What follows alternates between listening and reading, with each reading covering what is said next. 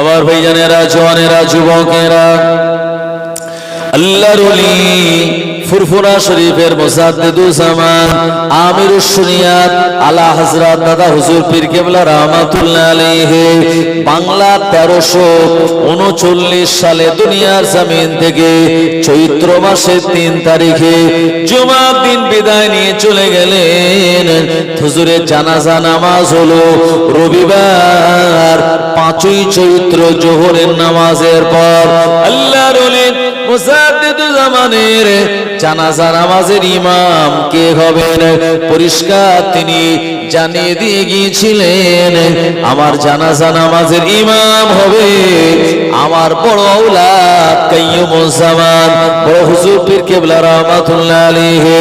ও আমার ভাইয়েরা, ও নবীর উম্মত উম্মতানিরা, আল্লাহর ওলি মুজাদ্দিদুজ্জামানের ইন্তেকালের পর দুদিন তার লাশ মোবারকটা রেখে দেওয়ার পর 5ই চৈত্র রবিবার তানার জানাজা নামাজ হয়ে গেল।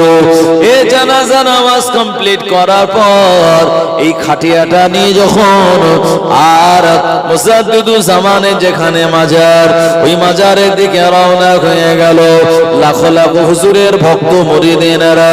হুজুরের খাটিয়ার সঙ্গে তারা মাটি মানজিল করার জন্য এগিয়ে যায়। আল্লাহর ওলি মুজাদ্দিদুজ্জামানকে কবরস্থ করা হবে। এমন সময় মেদিনীপুরের জমিন একজন আল্লাহর ওলি মানুষ ছিলেন। মেদিনীপুরের জমিনে আল্লাহর ওই ওলি মানুষটার নাম হলো, ও আমার ভাইজানেরা, সৈয়দ আহমদ আলী রাহমাতুল্লাহ আলাইহি। উনি বর্ণনা করে বলেন মুজাদ্দিদুজ্জামানের কবরের হালাতটা কি হয় এটা জানার জন্য আমি দাদা হুজুর রাহমাতুল্লাহ আলাইহির মাজারের সামনের দিকে যে ফতোয়া বিভাগ ছিল ওই জায়গায় গিয়ে কাশফুল কবর সবকের ভিতরে আমি বসে গেলাম। আল্লাহর ওলি মুজাদ্দিদুজ্জামানকে আমার আল্লাহ পাঁচটা সন্তান দিয়েছিলেন। তানাদের ভিতরে যিনি 4র্থ নম্বর সন্তান উনি হলেন হুজুর পীর কেবলা রাহমাতুল্লাহ আলাইহি। ও নবীর উম্মতেরা, জানার নাম হলো নাজমুশ শাহাদাত সিদ্দিক রাহমাতুল্লাহ আলাইহি। হুজুর আমার আব্বা জানের মাটি মানজিল হয়ে যাওয়ার পর মুজাদ্দিদুজ্জামানের কবরের মাথার কাছে হুজুর বসে যান। ও আমার ভাইয়েরা, কবরস্থ করা হয়ে গেল।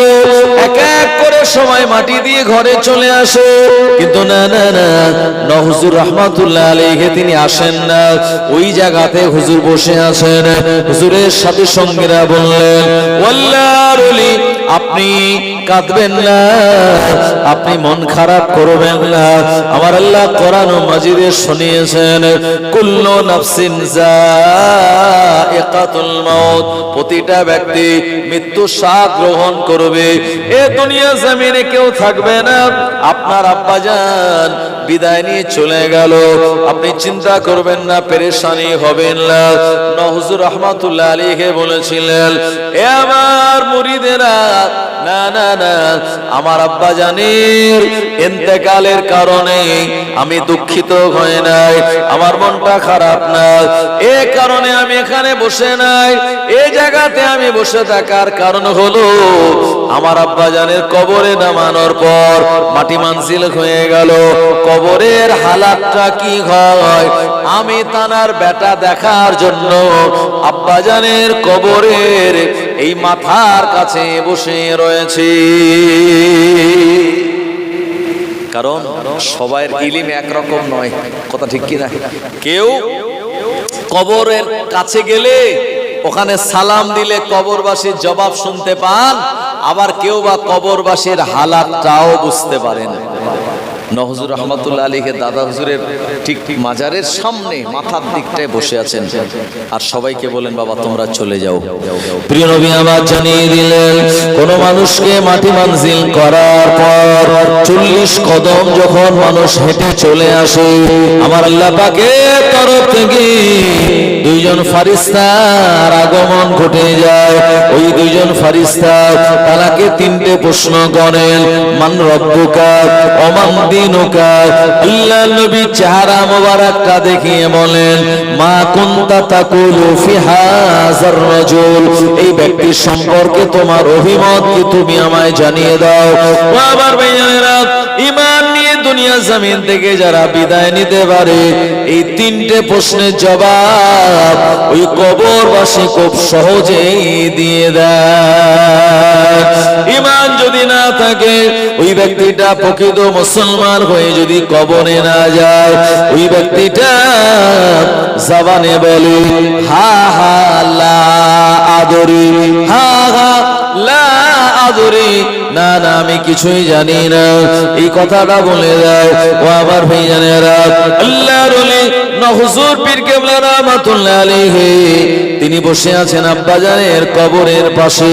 অনেকটা সময় পেরিয়ে গেল, হুজুরের মুরিদেরা ফুরফুরা শরীফে মুজাদ্দিদুজ্জামানের জানাজা নামাজে যারা হাজির ছিলেন, ওনারা বর্ণনা করে বললেন, খানিকক্ষণ পর হুজুর পীর কেবলা রাহমাতুল্লাহ আলাইহি মুচকি হেসে দাদা হুজুরের কবরের পাশ থেকে তিনি উঠে চলে আসলেন। সাথী সঙ্গীরা বলেন, হুজুর আপনি আপনার আব্বাজানের কবরের মাথার দিকে বসলেন, অনেকক্ষণ চোখটা বন্ধ করলেন, তারপরে আপনি উঠে চলে আসার সময় আপনার মুচকি হাসি আপনার চেহারায় দেখা গেল, এর কারণ কি আমরা জানতে পারি? হুজুর আপনি কি একটু বলবেন? আবার ভাইজানেরা, আল্লাহর ওলি হুজুর রাহমাতুল্লাহ আলাইহি বলেছিলেন, ওয়াল্লাহ নেক বান্দারা, ও আমার আব্বাজানের মুরিদেরা শুনে রাখো, আমার আব্বাজান হলেন মুজাদ্দিদুজ্জামান বাংলা আসামের পীর। তানাকে যখন কবরস্থ করা হলো, আমি আমার ইলমে বাতিনি দ্বারা দেখতে পেলাম, আমার আব্বাজানের কবরস্থ করার পর মানুষেরা যখন চলে গেল, দুইজন ফেরেশতা বাচ্চা ছেলের আকৃতি ধারণ করে আমার আব্বাজানের কবরের ভিতরে চলে আসলো। আমার আব্বাজানকে জিজ্ঞাসা করবে, মান রব্বুকা ওয়া মান দীনুকা, এই প্রশ্নগুলি জিজ্ঞাসা করার আগে আমার আব্বাজানকে সালাম দিয়েছে, আমার আব্বাজান সালামের জবাব দিয়ে দিয়েছে। আর এই প্রশ্নগুলি জবাব দেওয়ার আগে দিন দুনিয়ার বাদশাহ আখিরি জামানার নবী নূর নবী জনাবে মুহাম্মদুর রাসূলুল্লাহ সাল্লাল্লাহু আলাইহি ওয়াসাল্লাম আমার আব্বাজানের কবরের ভিতরে তাশরীফ এনেছে। আল্লাহ নবী আমার আব্বাজানের কবর মোবারকের ভিতরে আসার সঙ্গে সঙ্গে ওই বাচ্চা ছেলের আকৃতি ধারণ করে দিয়ে দুইজন ফেরেশতা এসেছিলেন। এই ফেরেশতাগণেরা এই কবর থেকে বিদায় নিয়ে চলে যান। এটা দেখার পর আমি হুজুর মুচকে মুচকে হাসতে হাসতে উঠে চলে এসেছি। সুবহানাল্লাহ। তাহলে দুনিয়াতে আল্লাহর ওলি ছিলেন, তিনি কবরে যাওয়ার পরে সওয়াল করেছেন, জবাব দেওয়ার আগে আল্লাহর নবী স্বয়ং চলে এসেছেন। যে নবীজির দরবারে গিয়ে আল্লাহর ওলি মুজাদ্দিদুজ্জামান তিনি 3 রাত সেখানে থাকার সুযোগ পেয়েছিলেন। নবীজি বলে দিয়েছিলেন, বাংলা থেকে আমার একজন উম্মত আবু বকর এসেছে। ওই দরবারের মাজারের খাদেমকে বললেন, এ খাদেম, তুমি আমার উম্মত আবু বকরের জন্য দরওয়াজা খুলে দাও, আমার কাছে 3 রাত সে অবস্থান করবে। আমার ভাইজানেরা, আমার আগের হুজুর বলছিলেন না যে 40টা হাদিসের কিতাবের সনদ পেয়েছেন এই মুজাদ্দিদুজ্জামান দাদা হুজুর পীর কেবলা রাহমাতুল্লাহ আলাইহি। তিনি এত বড় আল্লাহর ওলি ছিলেন। আমার ভাইজানেরা, এই আলোচনা শুনে অনেক হয়তো বলবে যে কোরআন হাদিস বা নবীজির কথা না বলে আপনি প্রথমেই দাদা হুজুরের কথা বলছেন। ভাই মনে রাখুন, এই দাদা হুজুরকে আল্লাহ আমাদের জন্য এত বড় নেয়ামত করেছিলেন, তিনি কোরআন ও হাদিসের অনুসরণে চলতেন, আর যার কারণে এত মস্ত বড় আল্লাহর ওলি হয়েছিলেন। তানার হাত দিয়ে অসংখ্য মানুষেরা যারা ঈমানের কালেমা পড়ে মুসলমান হয়েছিল, সমাজ থেকে শিরিক ও বিদআতগুলি এক এক করে তানার দ্বারা উৎখাত হয়ে আল্লাহ পাক এই সমাজটাকে ঈমান দিয়ে পরিপূর্ণ করেছেন। জোরে বলবেন না সুবহানাল্লাহ। আমার ভাইজানেরা, ও নবীর উম্মতেরা, প্রিয় নবী আমার জানিয়ে দিলেন আল উলামাউ ওয়ারাসাতুল আম্বিয়া, আল্লাহ পাকের আলেম বান্দা যারা তারা হলেন নবীদের ওয়ারিস। ফুরফুরা শরীফের মুজাদ্দিদুজ জামান উনি প্রথমত একজন হাক্কানি আল্লাহর আলেম বান্দা ছিলেন। প্রিয় নবী আমার জানিয়ে দিলেন, এ আমার উম্মতেরা, তলাবুল ইলমি ফারিদাতুন আলা কুল্লি মুসলিমিন আও মুসলিমাতিন আও কামা ক্বালা নবী সাল্লাল্লাহু আলাইহি ওয়াসাল্লাম। প্রিয় নবী আমার জানিয়ে দিলেন, প্রতিটা নরনারীর জন্য ইসলাম শিক্ষা করাটা হলো অপরিহার্য কর্তব্য। আল্লাহ নবী আরো জানিয়ে দিলেন, উতলুবুল ইলমা মিনাল মাহদি ইলাল লাহাদি। এ আমার উম্মতেরা, মায়ের কোল থেকে আর কবরে যাওয়ার আগ পর্যন্ত তোমরা জ্ঞান অর্জন করো। জোরে বলেন সুবহানাল্লাহ। ও আমার ভাইজানেরা, একজন পিতার উপরে তিনটা দায়িত্ব তার সন্তানের জন্য।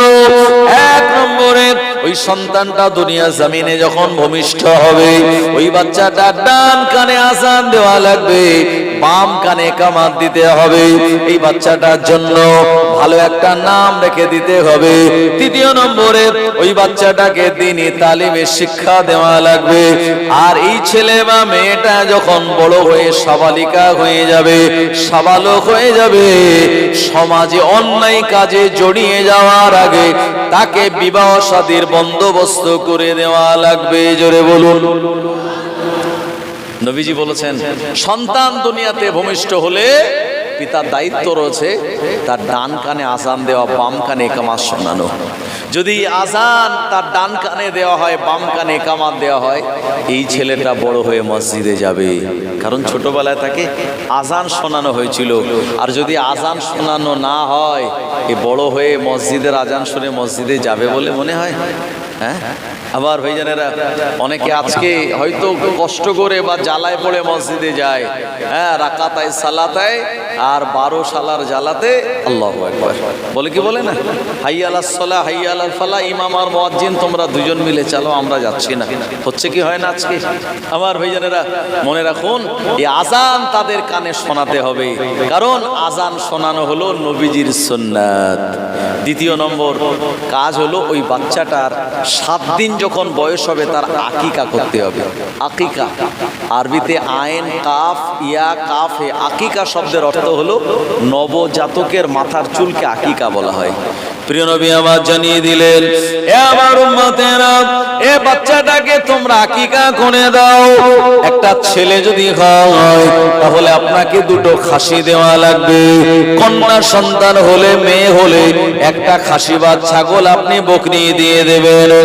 এ বাচ্চাটা যেদিন আপনি আকিকা করবেন, ও আমার ভাইজানেরা, ওই বাচ্চাটার মাথার চুলগুলি নাড়া করে ওই চুলের সমপরিমাণ রূপা গরিব আর অসহায় মিসকিনদের আপনি দান করে দেবেন। ও আমার ভাইজানেরা, 5 বছর যখন বাচ্চাদের বয়স হয়, এই 5 বছর বয়সের আগে হেলথ সেন্টার থেকে কত টিকা দেয়, কত রকমের পোলিও খাওয়ায়, রুবেলা টিকা দেয়, হামের টিকা দেয়। ও আমার ভাইজানেরা, ইসলামের টিকা হলো আকিকা দেওয়া। এই বাচ্চাটা যখন আকিকা দেওয়া হয়, আমার আল্লাহ পাক আকিকা দেওয়ার ওসিলায় বড় বড় বিপদ আপদ, রোগ শোক থেকে বাচ্চাটাকে হেফাজত করে দেন। জোরে বলুন সুবহানাল্লাহ। ও আমার ভাইজানেরা, আল্লাহ নবী জানিয়ে দিলেন, এই বাচ্চাটার একটা ভালো নাম তোমরা রেখে দেবে, কারণ নাম যদি খারাপ হয় কিয়ামতের মহা ময়দানে ধরা পড়ে যাবে। আর নাম যদি ভালো হয়, কিয়ামতের মহা ময়দানে আমার আল্লাহ নাজাতের ব্যবস্থা করে দেবেন। জোরে বলুন। আপনি বলেন, হুজুর নামে আবার কি যায় আসে? আমার নাম সিবগাতুল্লাহ। আমার আগে যিনি আলোচনা রেখেছেন ওনার নাম হলো জনাব পীরজাদা সৈয়দ হাম্মাদ হোসাইন। আপনাদের গ্রামের ইমাম সাহেবের নাম কি? মৌলানা আব্দুল করিম সাহেব নাকি? এরকম আছে। এই যে ভালো ভালো নাম, হুজাইফা, আব্দুর রহমান, আব্দুল গফফার, আব্দুল সত্তার, এই ভালো নাম আছে সমাজে। আবার কিছু খারাপ নামও আছে। খারাপ নাম কি? পিন্টু, সিন্টু, মিন্টু, নাট বল্টু আছে না নাই? এরকম নাম কিছু খুঁজে পাওয়া যাবে। এই নাম যাদের আছে তাদের বিপদ কোন জায়গায়? আমি আপনাদেরকে কোরআন ও মাজিদের আয়াত দিয়ে শুনিয়ে দেব। কোরআন শরীফে একটা সূরা আছে, সূরার নাম হলো সূরা আরাফ। এই সূরা আরাফ, এই আরাফ শব্দের অর্থ হলো একটা ব্রিজ। জান্নাত আর জাহান্নামের মাঝখানে কিয়ামতের দিন আল্লাহ একটা ব্রিজ বানাবেন। শুনছেন আমার কথা? এই ব্রিজে আল্লাহর ওই বান্দাদেরকে রাখবেন যাদের নাম এমন ভালো আছে, খারাপও আছে, কিন্তু তাদের যে সমস্যা সেটা হলো তাদের আমল নামার নেকি সব এক রকমের। গোনা যদি 1 লক্ষ হয়, নেকিও তাদের 1 লাখ। গোনা যদি 1 কোটি হয়, নেকিও তাদের 1 কোটি। এ কারণে আমার আল্লাহ পাক তাদেরকে জাহান্নামেও দেবেন না, জান্নাতেও তারা যাবে না। আমার আল্লাহ ওই আরাফ নামক ব্রিজটার উপরে দাঁড় করিয়ে রাখবেন। এরপরে নেকি যাদের বেশি আল্লাহ দয়া জান্নাতে চলে যাবে, গোনা যাদের বেশি এরা জাহান্নামে চলে যাবে। কিন্তু নেকি আর গোনা যাদের সমান সমান, আমার আল্লাহ জান্নাত জাহান্নামে না দিয়ে মাঝখানে ব্রিজটার উপরে দাঁড় করিয়ে রাখবেন। এরপরে আমার আল্লাহ বলবেন, এ আমার ফেরেশতারা, ওই বান্দা বান্দীদেরকে তোমরা জান্নাতে দরওয়াজা খুলে জান্নাতের নিয়ামত দেখিয়ে দাও। ও আমার ভাইয়েরা, আল্লাহ পাকের ফেরেশতারা জান্নাতের দরওয়াজা খুলে দেবেন। জান্নাতের নিয়ামতগুলি দেখার পরে আমার আল্লাহর কাছে তারা দোয়া করে বলবেন, ও রব্বুল আলামিন, আল্লাহ এত সুন্দর জান্নাতের নিয়ামত আল্লাহ পাক আপনি আমায় দান করুন। কিন্তু না না না, তাদের ওই দোয়া আল্লাহ পাক কবুল করবেন না। দ্বিতীয় নম্বরে তাদের জন্য জাহান্নামের দরওয়াজাটা খুলে দেখানো হবে। জাহান্নামের ভয়াবহ আযাব তারা দেখে বলবে, ও রব্বুল আলামিন, আল্লাহ এই জাহান্নামের ভয়াবহ আযাবের ভিতরে আপনি দেবেন না। এই জান্নাত জাহান্নামের মাঝখানের ব্রিজে তারা দাঁড়িয়ে থাকবে। এমন সময় আমার আল্লাহ ফেরেশতাকে গিয়ে বলবেন, এ আমার ফেরেশতা, আমার ওই বান্দাকে জিজ্ঞেস করো তার নাম কি। আল্লাহর ফেরেশতা গিয়ে বান্দাকে জিজ্ঞাসা করে বলবে, বান্দা কি নাম তোমার? ওই বান্দা বলবে, আমার নাম হলো আব্দুর রহমান, আমার নাম হলো আব্দুল গফফার, আমার নাম হলো হুরায়রা, আমার নাম হলো আবু হুজাইফা।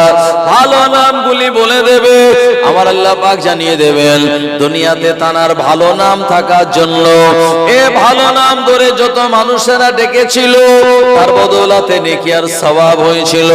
ওই নেকি আর সওয়াবগুলি তার নেকির পাল্লাতে চাপিয়ে দাও। নেকির পাল্লাটা চাপিয়ে দেয়া হবে, নেকির পাল্লাটা ভারী হয়ে যাবে। আমার আল্লাহ পাকের দয়া জান্নাতে ওই ভালো নামওয়ালা ব্যক্তিগুলি চলে যাবে। আরো জোরে বলেন সুবহানাল্লাহ। ও আমার ভাইয়েরা, আরো কিছু বান্দা বান্দি দাঁড়িয়ে থাকবে। আল্লাহর ফেরেশতা গিয়ে বলবে, বান্দা বলো বলো তোমার কি নাম? ওই বান্দা তখন ভালো নামটা বলার চেষ্টা করবে, কিন্তু না না না, ওই ভালো নামটা সমাজে ব্যবহার হয় না, ওটা বাক্সে তোলা ছিল। ভালো নাম তার মনে থাকবে না, ওই খারাপ নামটা বলে দেবে। যে নাম ধরে ডাকলে পরে কোনো সওয়াব নেকি হয় নাই, এই নামটা কোনো মুসলমানের নাম নয়। আমার আল্লাহ পাকের ফেরেশতা যখন আল্লাহকে বলবেন, আমার আল্লাহ বলবেন, না না না, এই খারাপ নাম থাকার কারণে যতজন এই নাম ধরে ডেকেছিল এর নামায় আমলে গোনা হয়েছিল, এই গোনাগুলি তার ওই গোনার পাল্লায় চাপিয়ে দাও। গোনার পাল্লা চাপিয়ে দেওয়া হবে, নেকির পাল্লা হালকা হয়ে যাবে, গোনার পাল্লা ভারী হয়ে যাবে। ওই বান্দাটা তখন আল্লাহর জাহান্নামে চলে যাওয়ার নির্দেশ পেয়ে যাবে। ওই বান্দা তখন বলবে, ও রব্বুল আলামিন, আল্লাহ আমার এই নাম এটা আমি রাখি না, আমার এই নাম রেখে দিয়েছে আমার আব্বা আমার আম্মা, সুতরাং এর উপরে আমার কোনো দায়িত্ব ছিল না। ও রব্বুল আলামিন, আল্লাহ আমি একা জাহান্নামে যাব না, বরঞ্চ আমার আব্বা আম্মাকে সঙ্গে নিয়ে জাহান্নামে যাব। একবার জোরে বলুন নাউজুবিল্লাহ। ও আমার ভাইয়েরা, প্রিয় নবী আমার জানিয়ে দিলেন, এই কারণে ভালো নাম যদি সন্তানদের রাখা যায়, ওই ভালো নাম বলা ব্যক্তিগুলি সমাজে সুন্দর সুন্দর ভালো কাজ করে। আমার আল্লাহ রাব্বুল আলামিন তানাদের দ্বারা এই সমাজে অনেক উপকার করিয়ে নেয়। আরো জোরে বলেন সুবহানাল্লাহ। এই যে মুর্শিদাবাদে একটা মসজিদ হচ্ছে, তাই না? এই মসজিদের নাম কি? বাবরি মসজিদ। ভাই এই মসজিদ আপনারা জানেন 1992 সালে অযোধ্যার জমিনে 6 ডিসেম্বর এই বাবরি মসজিদকে শহীদ করে দিয়েছিল একদল কর সেবকেরা। করেছিল কি করেনি? ভাই যে লোকটা প্রথম শাবল মেরেছিল তার নাম হলো বলবীর সিং। এই বলবীর সিং যে বাবরি মসজিদের ওই উপরে উঠে শাবল মেরে আঘাত করে বাড়ি গিয়েছিল, তার বাবা বলেছিল গেট আউট, এখান থেকে চলে যাও, তুমি আমার এই ঘরে আর থাকতে পারবে না। কেন? বললো মুসলমানদের ধর্ম হলো পবিত্র ধর্ম, তাদের এই সেজদা দেওয়ার জায়গাকে বলা হয় মসজিদ, আর এই মসজিদে তুমি আঘাত করে আমার ঘরে এসেছো, তোমাকে ছেলে বলি পরিচয় দিতে আমার লজ্জা হয়, বেরিয়ে যাও আমার ঘর থেকে। বলবীর সিং এর বাবা ঘর থেকে তাকে বার করে দিয়েছিল। যেখানে যায় শান্তি পায় না, মনের ভিতরে একটা অশান্তি, রাতের বেলা ঘুমাতে যায় কিন্তু শান্তি পায় না, তৃপ্তি আসে না, সব সময় একটা অস্থিরতা। যখনই ঘুমায় হঠাৎ করে আজানের আওয়াজ তার কানে ভেসে আসে। বলবীর সিং চিন্তা করলো যে অন্যায় কাজ আমি করেছি, এই কাজের জন্য আমার প্রায়শ্চিত্ত করা লাগবে, আর এই অন্যায় কাজের প্রায়শ্চিত্ত হলো ঈমানের কালমা পড়ে মুসলমান হওয়া। জোরে বলেন সুবহানাল্লাহ। এই বলবীর সিং পরবর্তীতে 1992 6 ডিসেম্বর বাবরি মসজিদ ভেঙেছে, আর 1993 সালের জুন মাসে কোন একটা মসজিদের ইমামের কাছে গিয়ে তিনি কালেমা পড়ে মুসলমান হলেন। বললেন আমাকে মুসলমান করাও, কারণ মুসলমান না হতে পারলে আমি মনে শান্তি পাচ্ছি না। মুসলমান করে দেয়া হলো, তার নাম রাখা হলো মোহাম্মদ আমির হোসেন। লোকটা আজও জীবিত আছে, এখনো মরেনি। লোকটা ওয়াদা করেছে বাবরি মসজিদকে আমি আঘাত করেছিলাম, শহীদ করেছিলাম, এই গুনার প্রায়শ্চিত্ত করার জন্য আমি যতদিন দুনিয়ায় বেঁচে থাকবো আমি মসজিদগুলি মেরামত করার কাজ করে যাব। নিজে হাতে যত মসজিদ খারাপ হয়ে গেছে, ভেঙে গিয়েছে, নষ্ট হয়েছে, এই মোহাম্মদ আমির হোসেন যে বলবীর সিং ছিল, বর্তমানে সে মসজিদ তৈরি করার কাজ করছে। জোরে বলুন সুবহানাল্লাহ। আমার ভাইজানেরা, তাই এই বাবরি মসজিদকে আঘাত করা মানে মুসলমানদের কলিজায় সেদিন আঘাত করেছিল। আজকে মুর্শিদাবাদের এক সন্তান, নাম তার হুমায়ুন। কারণ এই বাবর যে ছিল মুঘল সাম্রাজ্যের বাবর, এই বাবরের ছেলের নামও ছিল কি? হুমায়ুন। কারণ আপনারা জানেন 1928 খ্রিস্টাব্দে এই বাবর আফগানিস্তান থেকে এসেছিল কাবুল। আফগানিস্তানের রাজধানী ছিল কাবুল।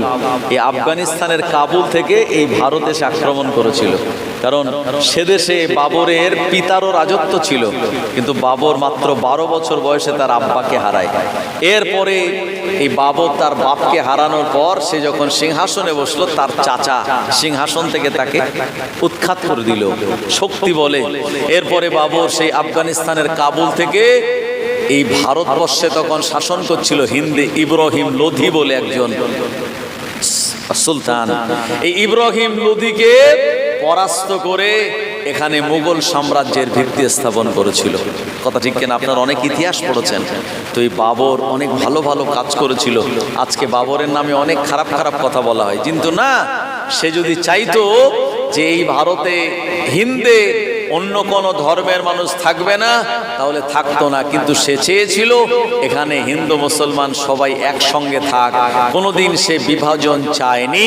আমার ভাইজানেরা, জনেরা, যুবকেরা, এই বাবরের সন্তানদের ভিতরে একটি সন্তান সে অল্প বয়সে দুনিয়া থেকে বিদায় নিয়েছিল। বাবরের এই যে ছেলে হুমায়ুন, আমার ভাইজানেরা, এই হুমায়ুন সে অল্প বয়সে অসুস্থ হয়ে গেল। বাবর মহা চিন্তায় পড়ে গেল, সর্বনাশ। জহিরুদ্দিন মোহাম্মদ বাবর যার পুরো নাম, জহিরুদ্দিন মোহাম্মদ বাবর চিন্তা করছে, আমার এই বড় ছেলেটা মারা গেল, এই হুমায়ুন সে অসুস্থ হয়ে গেল, হুমায়ুনও যদি মারা যায় তাহলে এটা আমার জন্য বিরাট একটা ক্ষতি হয়ে যাবে, আমার পরে এই রাজত্ব সামলাবে কে?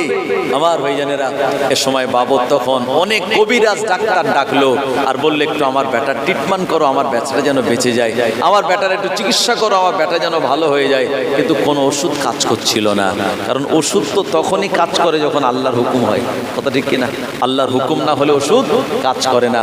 এরপরে বাবর চিন্তা করলো, আমার তো অনেকটা দিন হয়ে গেল দুনিয়াতে, আমি বাঁচার থেকে আমার বেটা হুমায়ুন বাঁচাটা অনেক বেশি গুরুত্বপূর্ণ। বাবর সে সময় জহিরুদ্দিন মোহাম্মদ বাবর আল্লাহর কাছে দোয়া করে বললেন, ও রব্বুল আলামিন আল্লাহ, ও রব্বুল আলামিন আল্লাহ, আমি আমার বড় বেটাকে হারিয়েছি, আমি হুমায়ুনকে হারাতে চাই না। ও আমার আল্লাহ, যে রোগ আমার বেটার হয়েছে ওই রোগ আল্লাহ আপনি আমায় দিন, আর আমার বেটাকে আপনি ভালো করে দিন। এই দোয়া করার কারণে বাবরের এই দোয়া, জহিরুদ্দিন মোহাম্মদ বাবরের এই দোয়া আল্লাহ পাকের দরবারে সেদিন কবুল হয়ে গিয়েছিল। সুবহানাল্লাহ। ও আমার ভাইজানেরা, হুমায়ুন আস্তে আস্তে সুস্থ হতে লাগলো আর বাবর আস্তে আস্তে অসুস্থ হতে লাগলো। একটা সময় 3 মাস পর বাবর দুনিয়ার জমিন থেকে বিদায় নিয়েছিল। তবে বিদায় নেওয়ার আগে বলে গিয়েছিল, আমার পরে এই গদিতে বসবে আমার বেটা হুমায়ুন, এই হুমায়ুনকে তোমরা নেতা বলে মেনে নিও। ও আমার ভাইজানেরা, ও নবীর উম্মত উম্মাতানিরা, খুব বেশি বয়স বাবর পায় নাই, মাত্র 57 বছর বয়সে দুনিয়া থেকে বিদায় নিয়েছিল। তাই এই যে বাবরি মসজিদ, এই মসজিদের ওপরে তাদের একটাই রাগ, কি এই নামে তাদের আপত্তি, কথা ঠিক কিনা? আর এই নাম আছে বলেই কোটি কোটি কোটি কোটি টাকা মানুষেরা প্রাণ খুলে দিচ্ছে। ওখানে যেদিন ধ্বংস করা হয়েছিল বাবরি অযোধ্যায়, সেখানে একজন আর্মি যার বাড়ি মুর্শিদাবাদে, এই বাবরি মসজিদের একটা ইট, ভাঙা ইট তার কাছে ছিল, সেই ইটটা নিয়েও সে হাজির হয়ে গেছে। মানুষের আবেগ কত, কারণ এই আবেগ একটা সময় লুকিয়েছিল, কিন্তু সেই আবেগ আজকে বাইরে বেরিয়েছে। সুতরাং মসজিদ, এটার বিরোধিতা করার কোনো জায়গা নেই। কোনো ব্যক্তির আপনি বিরোধিতা করতে পারেন, কিন্তু মসজিদ আল্লাহর ঘর, এই আল্লাহর ঘরের বিরোধিতা করার কোনো জায়গা আছে ভাই? আমার ভাইজানেরা, জওয়ানেরা, যুবকেরা, তাই যে কথা আমি আপনাদেরকে বলতেছিলাম, এ দুনিয়া জমিন আল্লাহ রাব্বুল আলামিন এই ভালো নাম, এই বাবর বলুন, হুমায়ুন বলুন, আওরঙ্গজেব বলুন, এনারা আল্লাহর নেক বান্দা ছিলেন এবং তারা ভালো ভালো নাম থাকার জন্য ভালো ভালো কাজ তারা সমাজে করে গিয়েছিলেন। একটা দুটো বছর নয়, 700 বছর মুঘলরা এই ভারতবর্ষে রাজত্ব করেছে। মুঘলদের পরে আরো 200 বছর ইংরেজরা রাজত্ব করেছে। আর ইংরেজদের রাজত্ব উৎখাত করে যারা স্বাধীনতা ফিরিয়ে এনেছিল তারা হলো জাতিতে মুসলমান। জোর বলুন। হিন্দু ভাইরাও ছিল, মুসলমানেরাও সংখ্যায় অনেক বেশি ছিল। তাই আজকে যদি ইন্ডিয়া গেটে আপনি চলে যান, সেখানে 92,700 জন স্বাধীনতা সংগ্রামীর নাম আছে। সেখান থেকে 64,000 স্বাধীনতা সংগ্রামী হলো মুসলমান। একবার জোরে বলবেন না সুবহানাল্লাহ। আমার ভাইজানেরা, জওয়ানেরা, যুবকেরা, ও নবীর উম্মতেরা, আল্লাহর নবী দিন দুনিয়ার বাদশা নবী পাক সাল্লাল্লাহু আলাইহি ওয়াসাল্লাম তিনি আমাদেরকে জানিয়ে দিলেন, হে আমার উম্মতেরা, উতলুবুল ইলমা মিনাল মাহাদি ইলাল লাহাদি, তোমরা জ্ঞান অর্জন করো মায়ের কোল থেকে আর কবরে যাওয়ার আগ পর্যন্ত। কারণ কোরআন মাজিদের প্রথম বাণী হলো ইকরা বিসমি রাব্বিকাল্লাযী খলাক। ইকরা মানে পড়ো। ও আমার ভাইজানেরা, পড়াশোনা করা ছাড়া দ্বিতীয় কোনো বিকল্প নাই। যে জাতি পড়াশোনা করে নিয়েছে, যে জাতি শিক্ষিত হয়েছে, ওই জাতি সমাজে প্রতিষ্ঠিত হতে পারলো। ও আমার ভাইজানেরা, ও নবীর উম্মত উম্মাতানিরা, এই জন্য জ্ঞান আর শিক্ষা হলো একটি আলো। ওই আলো যদি আপনার আমার ভিতরে থাকে, জীবনে কোনোদিন কোনো বিপদ আপদ মুসিবতে আপনি সহজে পারবেন না। আপনার ওই জ্ঞানের আলোর দ্বারা আপনি নিজের রাস্তা নিজেই বার করে নিয়ে আপনি আপনার সঠিক গন্তব্যস্থলে পৌঁছে যাবেন। একবার মহাব্বত করে বলুন সুবহানাল্লাহ। ও আমার ভাইজানেরা, এ দুনিয়া দুনিয়া জমিনে সব থেকে যিনি শিক্ষিত ব্যক্তি ছিলেন, এই দুনিয়া জমিনে যিনি সব থেকে জ্ঞানী ব্যক্তি ছিলেন, উনি হলেন দিন দুনিয়ার বাদশাহ, আখিরি জামানার নবী, নূর নবী জনাবে মুহাম্মদুর রাসূলুল্লাহ সাল্লাল্লাহু আলাইহি ওয়াসাল্লাম। আমার আল্লাহ পাক তাকে অনেক জ্ঞান দিয়েছিলেন। এই জ্ঞানগুলি দিয়ে আগামীতে ভবিষ্যতে ফিউচারে কি হবে এক এক করে সব কথা তিনি আমাদেরকে জানিয়ে দিয়ে গেলেন। আল্লাহ নবীর আজ থেকে ১৫০০ বছর আগে বলে যাওয়া ওই কথাগুলি এক এক করে সব বাস্তবায়িত হয়। ও আমার ভাইজানেরা, ওই নবীর মহব্বত, ওই নবীর ভালোবাসা যদি আমাদের ভিতরে থাকে, আল্লাহ নবীর আদর্শ সুন্নাত মেনে যদি আমরা জীবন যাপন করতে পারি, আমার আল্লাহ রাব্বুল আলামিন আমাদের জন্য দুনিয়া আখিরাত উভয় জায়গাতে আল্লাহ ভালাইটা নসিবে করে দেবে। আরো জোরে বলেন সুবহানাল্লাহ। এই কারণে আপনার যদি কষ্ট করে হয়, আপনার যদি ধার করে হয়, আপনার ছেলে আপনার মেয়েটাকে আপনি শিক্ষিত করুন, তাদেরকে এডুকেশন দিন, তাদেরকে আপনি পড়াশোনার দিকে মনোযোগ বাড়িয়ে দিন। আপনার ছেলে যদি শিক্ষিত হয়, আপনার মেয়ে যদি শিক্ষিত হয়, এসআইআর এর ফর্ম ফিলআপ করার জন্য অন্য কোন জায়গায় আপনার ছোটা লাগবে না। ব্যাংকের আপডেটে কত কি আছে আপনার পরিবার থেকে আপনি জেনে যাবেন। ও আমার ভাইজানেরা, দুনিয়ার মানুষ আপনার আমার কাছ থেকে টাকা পয়সা কেড়ে নিতে পারে, কিন্তু না না না, জ্ঞান নামক দামি বস্তুটা জীবনে কোনোদিন তারা কেড়ে নিতে পারেন না। পারেন? মৌমাছিকে এক আল্লাহর ওলি বলছে, এই আল্লাহর নেক বান্দা, এই মৌমাছি এদিকে আসো। কারণ মৌমাছি এটা আল্লাহর প্রিয় একটা পতঙ্গ। জোরে বলেন সুবহানাল্লাহ। মৌমাছি সুন্দর করে বিভিন্ন ফুল থেকে মধু সংগ্রহ করে আর মৌচাকে রাখে। তো আল্লাহর ওলি বললেন, শোনো মৌমাছি, তুমি অনেক ফুল থেকে মধু সংগ্রহ করে মৌচাকে রাখো, আর মানুষেরা তোমার মধুটা তোমায় না বলেই তোমার থেকে নিয়ে নেয়। মধু সংগ্রহ করার আগে ওই যে কাঁচা গাছ পুড়িয়ে ধোঁয়া করে না, হ্যাঁ, এই মৌমাছি অনেক মারা যায়, কষ্ট দেয়। তোমার থেকে মধু মানুষেরা কেড়ে নেয়, এতে তোমার রাগ হয় না? তুমি তাদের কামড়াতে পারো না? মৌমাছি বলে, আমার সংগ্রহ করা মধু সে নিয়ে নিল, কিন্তু মধু তৈরি করার এই প্রক্রিয়া মানুষেরা জীবনে আমার থেকে ছিনিয়ে নিতে পারবে না।